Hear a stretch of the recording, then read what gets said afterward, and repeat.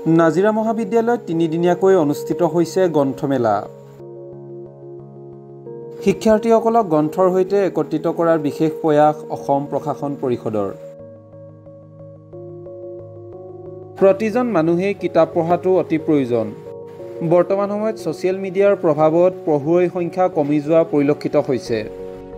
যুৱ প্ৰজন্মই কিতাপৰ পৰিৱৰ্তে মোবাইলৰ ওপৰত অধিক গুৰুত্ব আৰোপ কৰাও দেখা গৈছে। মোবাইলৰ পৰিৱৰ্তে যাতে উঠি অহা প্ৰজন্মই কিতাপৰ সৈতে বন্ধুত্ব গঢ়ি তোলে, অধ্যয়নৰ প্ৰতি আকৰ্ষিত হয়, সেই উদ্দেশ্যে অসম চৰকাৰেও বিশেষ ব্যৱস্থা গ্ৰহণ কৰা পৰিলক্ষিত হৈছে।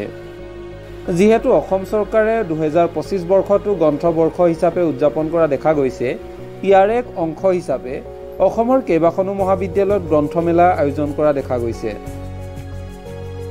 অসম প্ৰশাসন পৰিষদৰ উদ্যোগত তিনিদিনীয়াকৈ নাজিৰা মহাবিদ্যালয়ত মহাবিদ্যালয়ৰ গ্ৰন্থমেলা উদযাপন কৰা দেখা গৈছে। ইয়াৰ জৰিয়তে ছাত্ৰ ছাত্ৰীসকলৰ মাজত কিতাপ পঢ়াৰ এক অভ্যাস গঢ়ি তোলাৰ চেষ্টা কৰা পৰিলক্ষিত হৈছে। মহাবিদ্যালয়ৰ গ্ৰন্থমেলা নামেৰে নামাকৰণ কৰা হৈছে যদিও মহাবিদ্যালয়ৰ ছাত্ৰ ছাত্ৰীসকলৰ লগতে বৃহত্তৰ নাজিৰা অঞ্চলৰ ৰাইজেও এই গ্ৰন্থমেলাৰ পৰা কিতাপ তথা গ্ৰন্থ ক্ৰয় কৰিব পাৰিব। মহাবিদ্যালয়ৰ গ্ৰন্থমেলা নামেৰে নামাকৰণ কৰা হৈছে যদিও মহাবিদ্যালয়ৰ ছাত্ৰ ছাত্ৰীসকলৰ লগতে বৃহত্তৰ নাজিৰা অঞ্চলৰ ৰাইজেও এই গ্ৰন্থমেলাৰ পৰা কিতাপ তথা গ্ৰন্থ ক্ৰয় কৰিব পাৰিব বুলিও জানিবলৈ দিয়ে। বিশেষকৈ শিক্ষাৰ্থী সমাজ আনুষ্ঠানিক শিক্ষাৰ পাঠ্যক্ৰমৰ উপৰিও সৰ্বতো দিশৰ জ্ঞান আহৰণৰ লগতে সাহিত্যৰ ক্ষেত্ৰখনতো যাতে আগবাঢ়ি যাব পাৰে, সেই উদ্দেশ্যেই অসম চৰকাৰৰ দ্বাৰা অনুষ্ঠিত কৰা গ্ৰন্থবৰ্ষৰ জৰিয়তে কিতাপৰ সৈতে শিক্ষাৰ্থীসকলৰ সম্পৰ্ক সুদৃঢ় কৰাৰ চেষ্টা কৰা দেখা গৈছে। ইয়াৰ সমান্তৰালভাৱে বৃহত্তৰ নাজিৰা অঞ্চলৰ শিক্ষাৰ কেন্দ্ৰ হিচাপে পৰিচিত নাজিৰা মহাবিদ্যালয়লৈ তিনিদিনীয়াকৈ গ্ৰন্থমেলা অহা খবৰে পঢ়ুৱৈ সমাজক বিশেষভাৱে উৎফুল্লিত কৰি তোলাও দেখা গৈছে।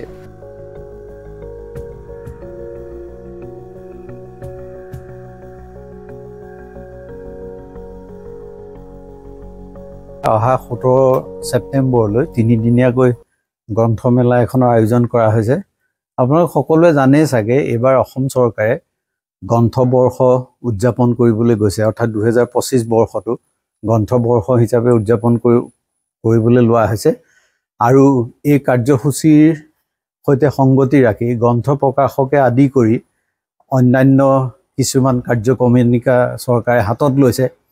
পূৰ্বতে অসম প্ৰকাশন পৰিষদৰ উদ্যোগত আয়োজিত গ্ৰন্থমেলাবোৰতো আছেই, থাকিবই।